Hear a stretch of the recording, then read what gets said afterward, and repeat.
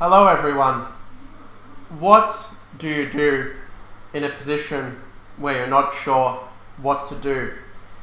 I'm Grandmaster Max Illingworth, and in this video I'll show how in this position things went from being about equal to being winning for black in just 6 moves.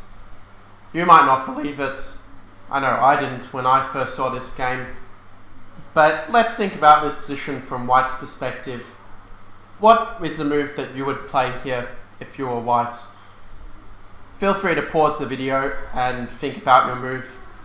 And then when you've decided on your move, hit play again and we'll talk about the position a bit more.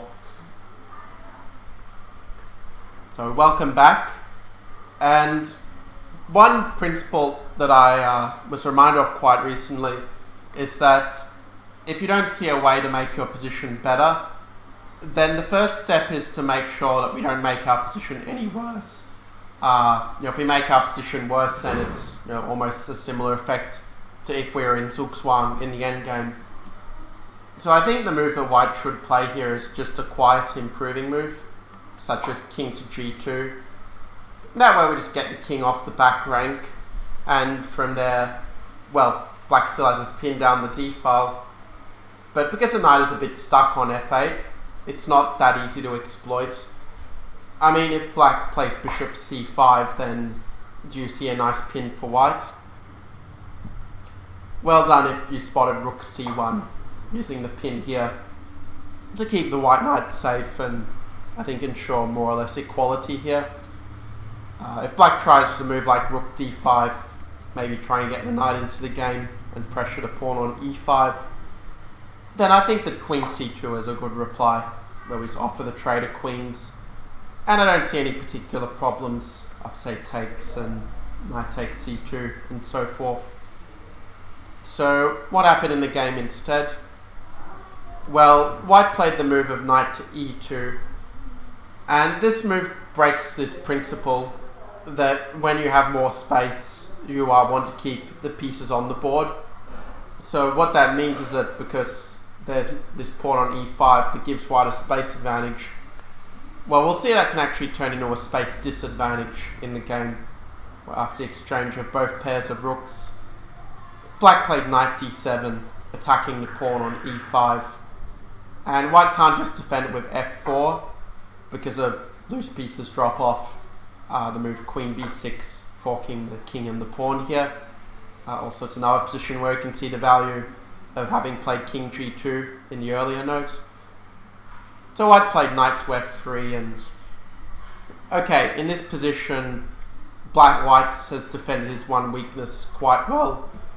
So the key to try and make use of black's edge, as Wojtaszek did in the game here against Kempinski, is to try to find a second weakness or create a second weakness to attack.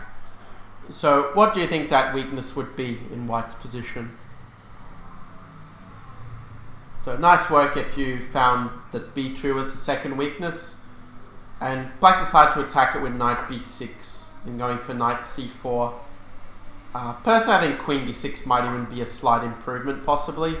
It's maybe much of a muchness.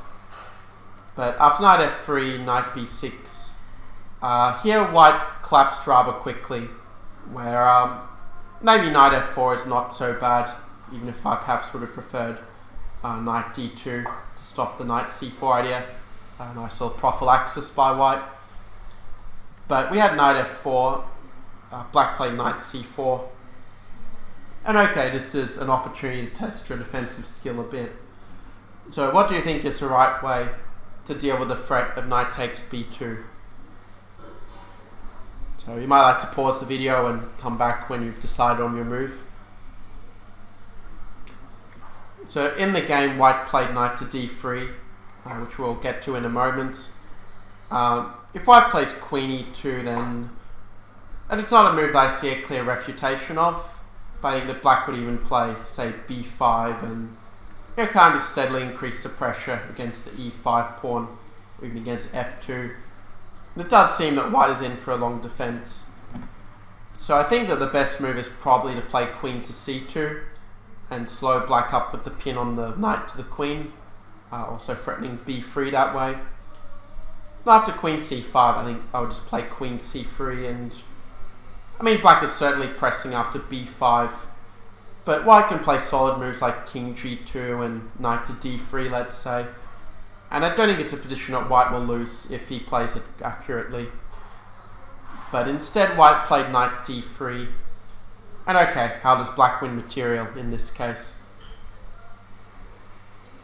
Well done if you spotted the move knight takes b2. It's sort of generally great to look for all the checks and captures in case one of them is a nice tactic. And the point is after knight b2, there's queen c1 and, well, white simply loses everything here. I'll show you the final moves of the game. You might like to play this position out against the computer to make sure that your endgame technique is good. You can also see how the game concluded here with queen c4. So I mean, white is trying to create some counterplay with queen and knight, but without any real success. So queen b6, queen c8, bishop f8, and after queen c7 and now queen c5. Well, white realised that there's just no good way to stop these passed b and a pawns in the long term. And so white resigned at this moment. So what is something that you learned from this game? And how might you apply that lesson in your own games? If you're really stuck in terms of an answer to this question, then I might point out the principle once again that if we don't see a way to improve our position, then we should at least try to find a move that doesn't make it any worse. So thanks for watching this video. I'd greatly appreciate if you do like and subscribe if you're enjoying this content. In fact, one of my students recently improved 400 points on the rating list, and when I asked her what she did, she said that one of the things she did, or one of the main things she did, was watch a lot of my videos on YouTube. So if it can work for her, then I think it can also bring nice results for you if you pay close attention. So thanks for watching, and I'll see you in the next video.